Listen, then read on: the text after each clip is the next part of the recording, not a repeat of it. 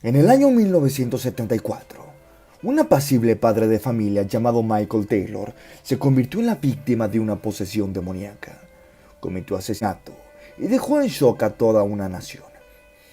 El apacible pueblo de Ossett, próximo a Yorkshire, en Inglaterra, no aparenta ser un lugar donde haya atracción hacia los crímenes violentos. Sin embargo, esta pequeña ciudad de tan solo 17,000 habitantes es justamente donde acontece nuestra historia. 1974, Michael Taylor, de 31 años de edad, su esposa Christine, sus 5 hijos y su perro se mudaron a Ossett. Los vecinos consideraban a esta familia una de las más numerosas y agradables del vecindario. Describían a Michael como un sujeto amable, de buen carácter, así como un excelente padre y esposo. Aunque padecía de crisis regulares de depresión, provocadas por dolores crónicos en la espalda que le impedían realizar correctamente su trabajo, sin embargo, no era nada serio. Nunca hubo indicios de que algo anduviera mal en casa de los Taylor. Aunque no se había una población muy cercana a la religión, con muchos de sus residentes acudiendo fielmente a la iglesia cada semana, los Taylor nunca mostraban mucha devoción. Solían ausentarse de los servicios religiosos que ofrecía la parroquia ubicada cerca de su casa. Quizás esta falta de interés llevó a Barbara Worthman, una de las amigas más cercanas de Michael, a introducirlo en un grupo llamado Sociedad Cristiana de Estudios. Bajo el liderazgo de Mary Robinson, una joven de apenas 21 años de edad, la sociedad ofrecía una religión bastante abierta y por encima de todo se identificaba como un grupo de estudios bíblicos. Michael mostró mucho interés inmediatamente por estas reuniones semanales y por frecuentar este grupo. Encantado con los discursos de Robinson, él también se dedicó a dar testimonios y a ofrecer conferencias. Rápidamente quedó en evidencia que Michael se había enamorado de la señorita Robinson. Los otros miembros notaron su comportamiento inapropiado e intentaron excluirlo, pero Michael siempre negó cualquier tipo de atracción.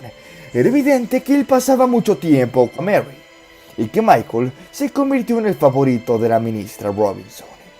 Los miembros del grupo también notaron el súbito cambio en la forma en que Mary dirigía el grupo. Recurría a algo que llamaba el poder de Dios, supuestamente para exorcizar a personas que hubieran pecado. Además, argumentaba que los pecadores debían ser liberados de manifestaciones diabólicas a través de rituales que ella misma y Michael habían ideado. Con admirable seguridad, Mary afirmaba tener la habilidad de ver pequeños duendes entrando y saliendo a las personas, escondiéndose dentro de su piel, intentando poseer a los individuos y atraerlos al mal. Mary y Michael estaban convencidos de que determinados rituales podían sacar a los duendes y expulsarlos al infierno. En el método que habían creado podían distinguirse artefactos y palabras de poder, elementos de magia ritual, algunas nociones de teosofía, incluso enseñanzas del gran ocultista y mago Aleister Crowley. Uno de los rituales debía hacerse exclusivamente durante la luna nueva, con una daga de hierro y una vasija en la que se recogería la sangre del exorcizado. En otro, se invocaban nombres de diversos ángeles para que expulsaran a los demonios. Este cambio tan radical de rumbo terminó incomodando a la mayoría de los miembros de la sociedad que terminaron abandonándola. Sin embargo, otros se mantuvieron fieles a las enseñanzas y Michael se quedó en un grupo que poco a poco pasó a ser un culto.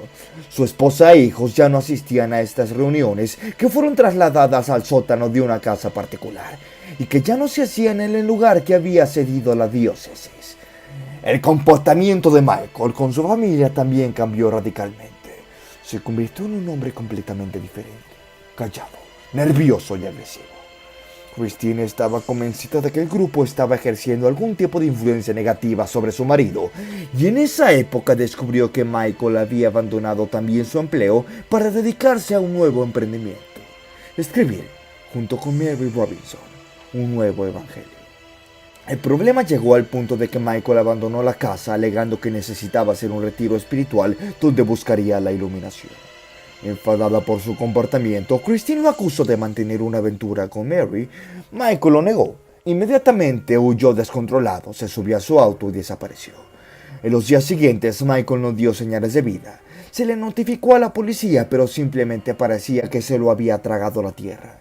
Se supo de él hasta un mes después, cuando apareció en la sede de la Sociedad Cristiana de Estudios, asegurando que había percibido una presencia demoníaca intentando apoderarse de su cuerpo y obligándolo a cometer, según sus palabras, actos terribles.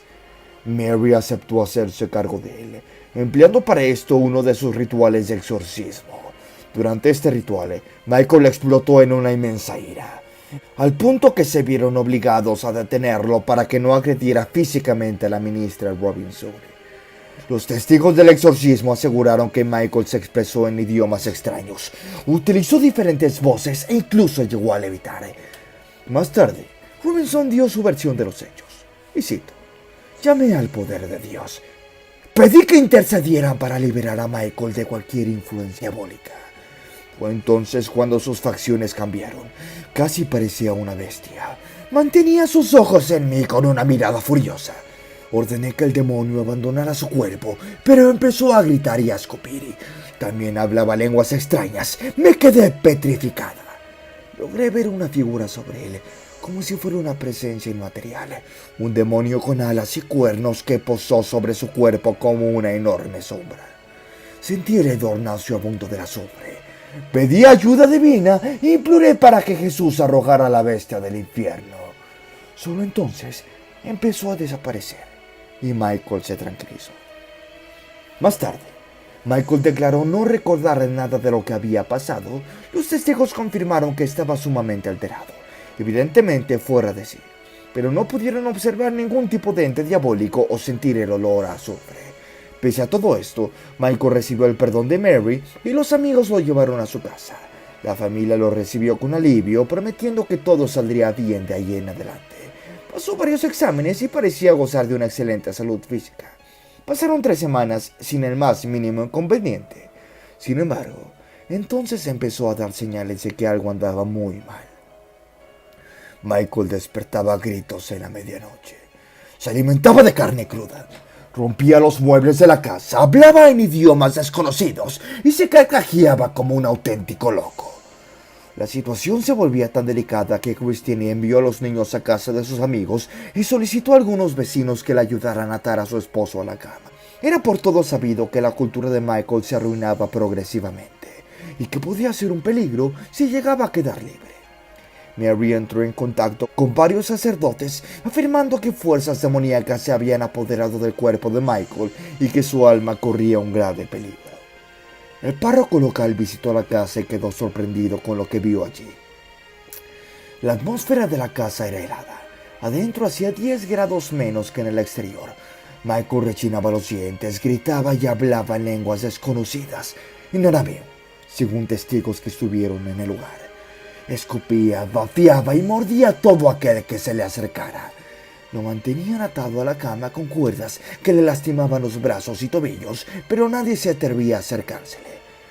El párroco escribió una carta en la que recomendaba que se le practicara un exorcismo de inmediatamente, pues había reconocido características inequívocas de la acción de fuerzas del mal. En general, una petición de esta naturaleza requiere un examen completo y de una verificación psiquiátrica, pero sorpresivamente, el obispo de Yorkshire otorgó el permiso para llevar a cabo el exorcismo de inmediatamente. 2 religiosos, el ministro Peter Vince y el reverendo Raymond Smith, fueron solicitados para ejecutar el exorcismo. El ritual inició la medianoche del 5 de octubre de 1974 en la iglesia de St. Témesis, donde se encontraba Michael después de que lo trasladaran bajo efectos de sedantes. Aquella noche, los 2 sacerdotes serían puestos a prueba como nunca antes. Apenas arrancó el exorcismo, Michael sufrió una serie de convulsiones incontenibles y desplantes en los que mordía, escupía y arañaba. Lo ataron a un pesado banco de madera y lo inmovilizaron con cuerdas. Durante 8 horas, Michael, o quien sea que haya estado dentro de su cuerpo, recibió oraciones. Fue rociado con agua bendita y fue obligado a renunciar al cuerpo que pretendía quedarse. El reverendo Smith afirmó que más de 40 demonios habitaban al mismo tiempo el cuerpo de Michael, entre ellos entes que promovían incesto, bestialidad, blasfemia, lujuria, herejía, masoquismo y conocimiento carnal. Estos supuestos seres se jactaban de haberse instalado en Michael y a obligarlo a hacer cosas horribles en el periodo en que se había ausentado. A la mañana siguiente, los sacerdotes totalmente agotados se retiraron a descansar, pero Michael permaneció atado. Decidieron dar continuidad al ritual por la tarde, pues algunas entidades todavía permanecían en el cuerpo del hombre. Los sacerdotes creían que la posesión estaba vinculada con los rituales de ocultismo y estudios sobre brujería que habían hecho en la sociedad, que esto le abrió las puertas al mal para que entraran a su cuerpo. Christine visitó la iglesia durante el exorcismo y quedó impactada por lo que vio. No reconocía a su esposo. Durante el ritual, uno de los demonios que hablaba a través de Michael contó que él los había invocado y que por eso tenían derecho a quedarse allí el tiempo que ellos quisieran. También proclamó que antes de irse matarían a una persona y la llevarían al infierno. Agotados física y mentalmente, los sacerdotes se retiraron nuevamente a la sacristía a descansar, mientras una enfermera suministró tranquilizantes a Michael para que durmiera. Este es el punto donde la historia se vuelve aún más oscura. Lo que sea que haya afligido a Michael, un ejército de demonios o una enorme enfermedad mental, lo había dotado de una fuerza descomunal.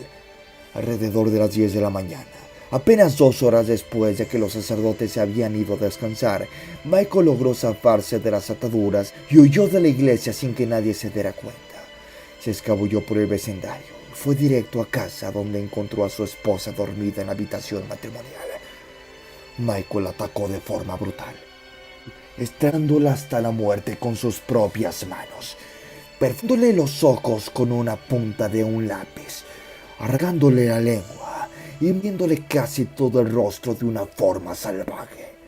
Cuando terminó, Michael se fue contra el perro y lo trozó miembro por miembro. A continuación, salió desnudo de su casa, cubierto de sangre de pies a cabeza, vagando sin destino y gritando: «¡Esta es la sangre de Satanás!». Los aterrorizados vecinos solicitaron a la policía y una patrulla rápidamente llegó al lugar. 3 de ellos, 3 policías armados, con macanas y armas, lograron dominar a Michael, que todavía tenía fuerzas para resistirse e intentar escapar. Dentro de la casa encontraron el cuerpo muerto de Christine, con un charco de sangre. Pese a todo este horror de aquel día, la tragedia pudo haber sido mucho peor, ya que los hijos de Michael tenían previsto regresar por la mañana. Sin embargo, gracias a la gripe que le dio a uno de estos, ellos volvieron más tarde a su hogar. Aquel crimen tan sangriento y la historia de exorcismo, asesinato y locura hicieron añicos la tranquilidad que se respiraba en Osset. Provocaron un frenesí en la prensa británica. Michael fue enviado a un manicomio y medicado con dosis masivas de drogas fuertes. La diócesis de Osset fue acusada de negligencia por no informar la existencia de una persona con una profunda perturbación mental. A Michael lo diagnosticaron con un cuadro de esquizofrenia y psicosis. Mientras toda la nación batía los hechos, la opinión pública se dividía entre aquellos que creían en la posesión demoníaca y los que creían que el problema era mental. Las críticas también le llovieron a la diócesis de Osset y los responsables directos del exorcismo, el párroco y el ministro. El fiscal convocó a psiquiatras que afirmaron categóricamente que el ritual había alimentado las fantasías y las creencias transgiversadas de Michael. En palabras del fiscal, fue como intentar apagar un incendio con gasolina. Al final, concluyendo que era un enfermo mental, Michael fue declarado inocente e incapaz de cumplir una condena en una prisión común. Lo enviaron al hospital de Broadmoor para criminales dementes. Tras un periodo de prueba donde los medicamentos resultaron eficientes, increíblemente lo dejaron en libertad. Pese a toda esta repercusión negativa, uno de los ministros que presidieron el exorcismo, el padre Peter Vince, siguió defendiendo que Michael estaba poseído por demonios y que el incidente era un auténtico caso de posesión demoníaca. Por cierto, escribió un libro sobre el caso. Michael siguió sufriendo cuadros de depresión. No se hacía la idea de que sus hijos no quisieran verlo, lo que lo llevó a intentar quitarse la vida en muchas ocasiones. Desde el 2005, después de salir del centro de tratamiento psiquiátrico, al que fue ingresado después de ser acusado de acoso, abandonó Inglaterra. Actualmente, escuchen esto, se desconoce su paradero. Una historia realmente impactante. Cómo un hombre aparentemente sano puede llegar a causar un daño irreversible a toda su familia y a una sociedad. ¿Cuál es su opinión, amigos y amigas? ¿Creen que realmente fue un caso de posesión demoníaca?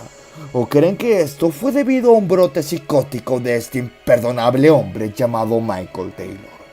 No duden en dejar en la caja de comentarios su opinión, que nos interesaría mucho conocerlo. Aquí es su amigo Pepponstein reportándose. Un saludo.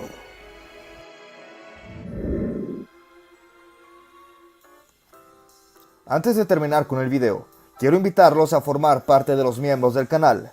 Tendrán muchos beneficios, como obtener insignias especiales, ver contenido exclusivo o mirar contenido antes que sea público, así como pedirme directamente algún tema de qué hablar, al igual que pedirme alguna canción para tocar, entre muchos beneficios más. Si mi trabajo les gustó, los invito a que dejen su like y se suscriban al canal, ya que me ayudan un montón a continuar con este proyecto, además de que es totalmente gratis. Larga vida a todos ustedes, amigos, y recuerden, ¡Let's rock!